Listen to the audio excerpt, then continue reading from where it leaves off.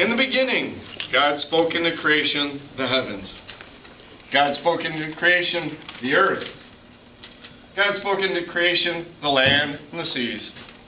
God spoke into creation the fish and the little animals. And God created Adam and Eve. And it was very good.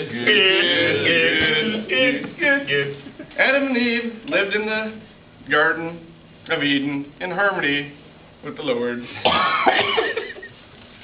But sin entered the world when Satan, disguised as a serpent,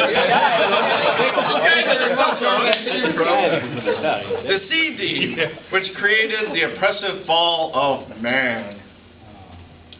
Man and woman, then set about populating the earth. But man was wicked, except one man named Noah. So God sent torrential rainstorms and flooded the earth, destroying man. Noah and his family, being the only humans on earth, then started repopulating it, which eventually leads up to Abram in the land of Ur.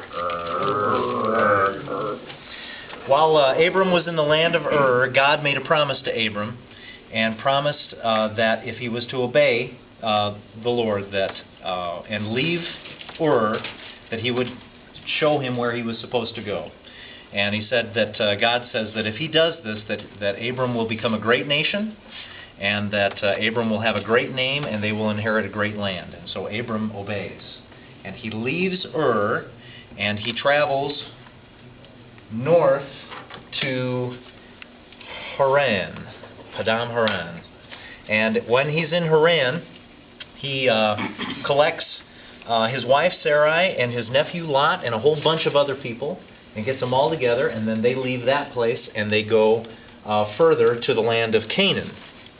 And when they get to the land of Canaan, the Lord speaks to Abram and tells him that this is the land that he has promised them, and that this is going to be the promised land for his people. And so at that time, Abram builds an altar there and then leaves there and travels on his way down towards Egypt.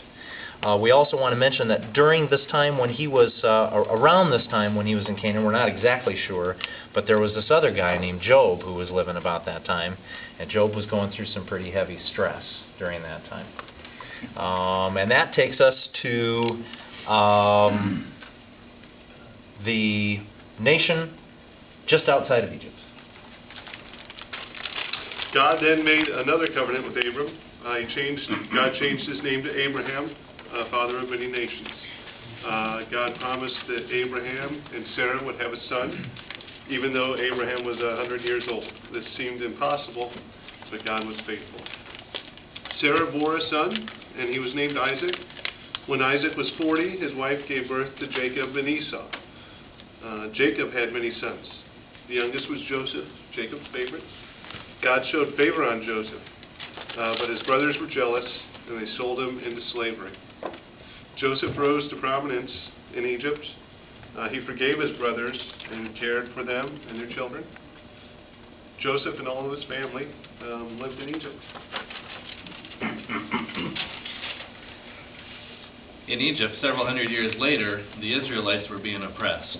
And so the Lord raised up Moses to lead them back to the promised land. So Moses goes back to the Pharaoh, and he goes to the Pharaoh, he's like, "What's up, king? I'm going to be taking my people, and we're going to be heading back to the promised land."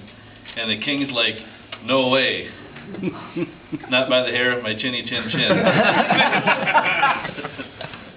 So God sent some plagues to teach the Pharaoh what was up.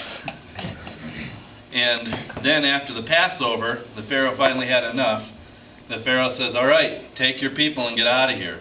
So Moses grabs the 600,000 Israelite men and their families, and they take off on their way to the promised land.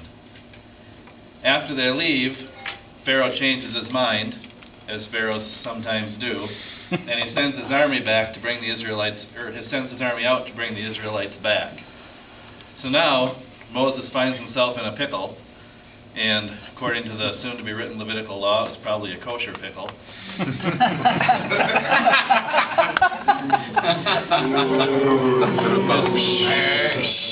said we'd know when to moan.